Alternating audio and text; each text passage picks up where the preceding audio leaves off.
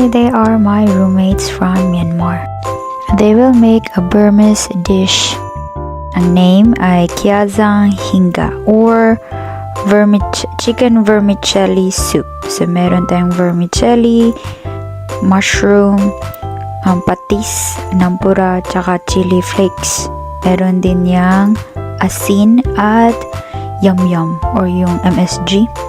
And then, i-boil lang siya lahat kasama na ang onion, garlic, at saka ginger.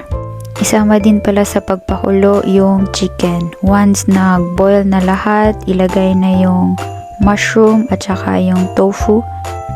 Paghaluin muli, tikman kung okay na ba yung alat, dagdagan kung hindi pa din.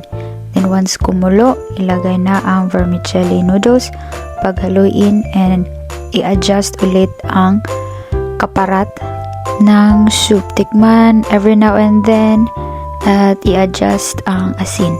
And then meron din itong lemon at saka itlog na kasama at nag-toast rin siya ng chili flakes.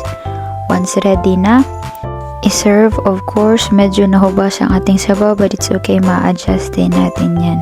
To eat this perfectly, ilagay natin ang ating eggs. Then, yung chili flakes para extra anghang, extra kick.